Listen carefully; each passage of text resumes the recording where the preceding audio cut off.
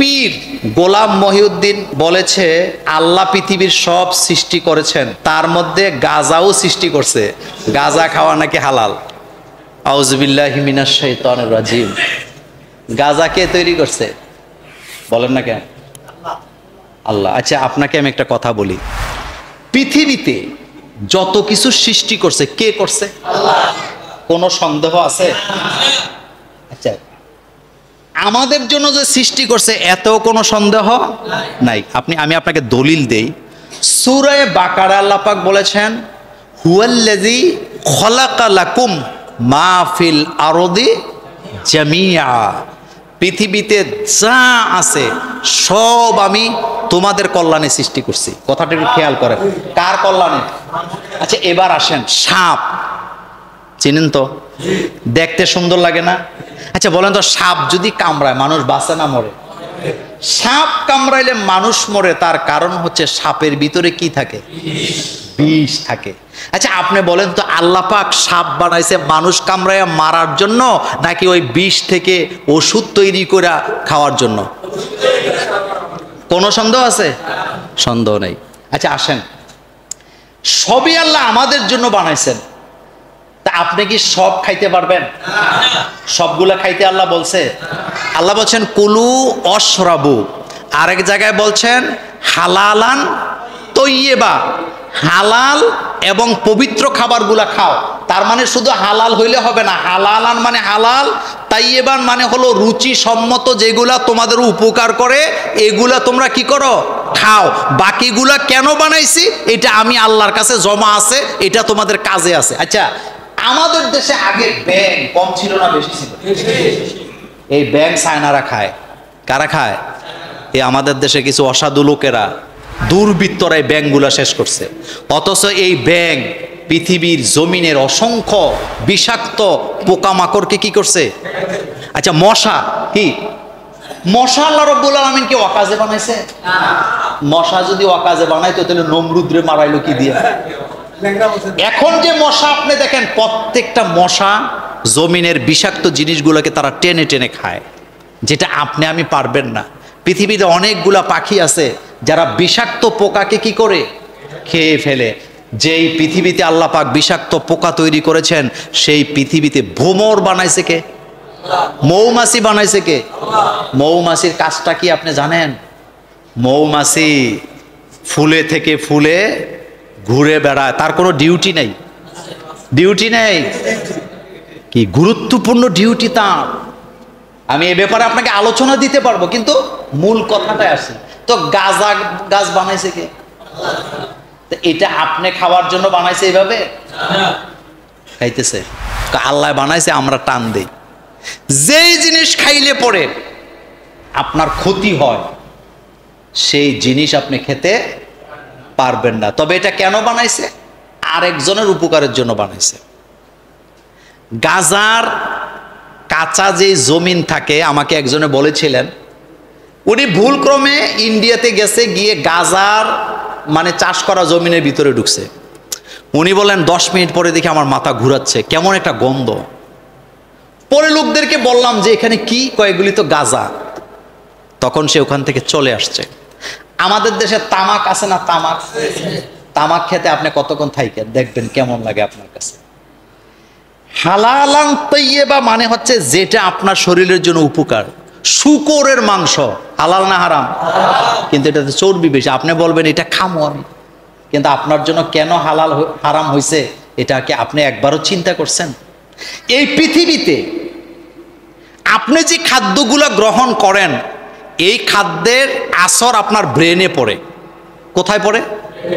ব্রেনে পড়ার পরে ওই খাদ্যের কারণে আপনার আচার আচরণও তেমন হয়ে যায়। যেমন কুকুর, আপনি যদি কুকুরের মাংস বেশি বেশি খাওয়া শুরু করে দেন, কুকুরের মতো আপনি আচরণ করবেন। এরপরে শূকর, এই পৃথিবীতে যত জন্তু আছে সবচেয়ে নির্লজ্জ প্রাণী হলো কি? শূকর। সে ময়লা খায়, সারা দিন সে যৌনতায় লিপ্ত থাকে। এজন্য দেখবেন যেই জাতিরা শূকর খায় সবগুলা যৌনতায় আসক্ত হয়ে আছে। তসলিমা নাসরিন একদিন একটা বার্গার খাইছে শূকরের। কিসের? কথা কন না কেন? সে নিজে তার ফেসবুকে ঢুকলেও দেখবেন সে বার্গার, শুকুরের বার্গার খাইয়া এরপরে সে ফেসবুকে স্ট্যাটাস দিছে, এখনো খুঁজলে পাবেন, সেখানে সে লিখছে শুকুরের মাংসের বার্গার খাইলাম, এটা না খাইলে শরীরে অ্যাকশন হয় না। কি হয় না? এই পৃথিবীতে মুহাম্মদ সাল্লাল্লাহু আলাইহি ওয়াসাল্লামের উম্মতেরা হলো দামি মেহমান, পচা খাবার আল্লাহ তাদের জন্য দেন নাই, সেজন্য মুহাম্মদ সাল্লাল্লাহু আলাইহি ওয়াসাল্লামের উম্মতের জন্য পবিত্র খাবারগুলোকে আল্লাহ পাক হালাল করে দিয়েছে।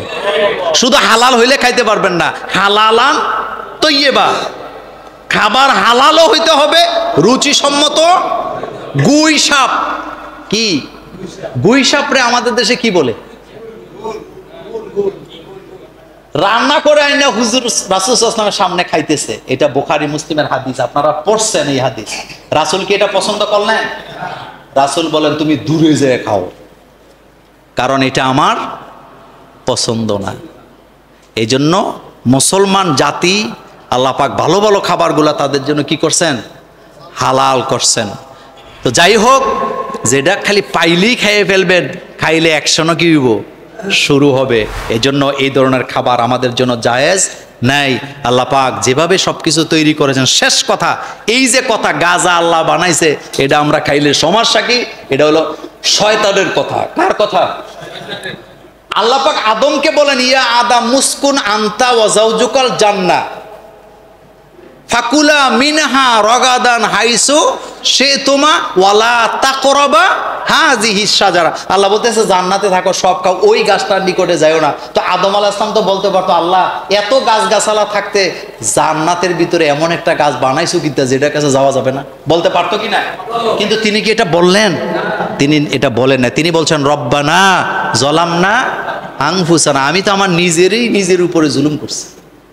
সুতরাং এমন জিনিস খাওয়া যাবে না যেটা খাইলে আপনার কি হয়? ক্ষতি হয়, মাথা নষ্ট হয়, হুশ থাকে না। এই অবস্থা আপনি নামাজও পড়তে পারবেন না। ক্ষতিকর কোনো জিনিস পৃথিবীতে থাকলেই খেতে পারবেন না। তবে আল্লাহ পাক পৃথিবীর ভারসাম্য রক্ষার জন্য এটা তৈরি করেছেন, এটাই হলো চূড়ান্ত কথা।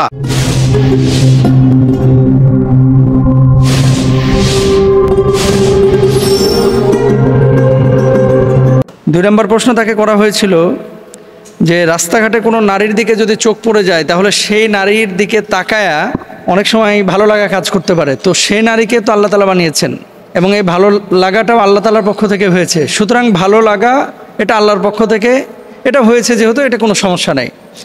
তার মানে কি পর্দার বিষয়টাকে সরাসরি এখানে কিন্তু নেগলেক্ট করা হচ্ছে। তাহলে এখানে দুটো পয়েন্ট আপনাদেরকে বলি। এক নাম্বার, 2.2 অথবা 2.5 পয়েন্ট গাঁজা খাওয়া বা গ্রহণ করা এটা ইসলামের শরিয়ায় জায়েজ নেই, এটা হারাম। এক নম্বর কথা। রাষ্ট্রীয়ভাবে অনেক বিষয় আছে জায়েজ, রাষ্ট্রীয়ভাবে, কিন্তু ইসলামের শরিয়ায় জায়েজ নাই। আপনি বলবেন কেমন? দেখেন গুলশান বনানীতে আপনারা গেলে অনেকে দেখবেন যে বিভিন্ন বার আছে। এই বারগুলো কাদের জন্য বানানো হয়? অমুসলিম যারা এবং যারা শরাব পান করে, অনেক মুসলমানের বাচ্চাও আছে এগুলোর মধ্যে, তাদের জন্য বারগুলো বানানো হয়। কিন্তু মুসলিম সন্তান, মুসলমানের জন্ম নেওয়া, মুমিনের ঘরে জন্ম নেওয়া কোনো ব্যক্তি এইখানে মদ পান করতে পারবে না বা বারে গিয়ে নাচানাচি তারপরে গান গাইতে পারবে না। এটা ইসলামের শরিয়ায় জায়েজ নাই। তো রাষ্ট্রীয়ভাবে অনেক বিষয়, সুদ রাষ্ট্রীয়ভাবে জায়েজ, ইসলামের শরিয়ায় কি জায়েজ? জায়েজ না। তো রাষ্ট্রীয়ভাবে 2.2 বা 2.5 যে গাঁজা অ্যালাউড বা গ্রহণযোগ্য, এটা যে উনি বলেছে এটা আমার জানা নাই যে রাষ্ট্রীয়ভাবে গ্রহণযোগ্য কিনা। আমার কথা হচ্ছে শরিয়ার দৃষ্টিভঙ্গি, রাষ্ট্রীয়ভাবে অনেক বিষয় গ্রহণযোগ্য হলেও শরিয়তে গ্রহণযোগ্য না। গাঁজা এটা 1 ফোঁটাও হারাম, 2 ফোঁটাও হারাম, 3 ফোঁটাও হারাম, 1 পুটলাও হারাম, 2 পুটলাও হারাম।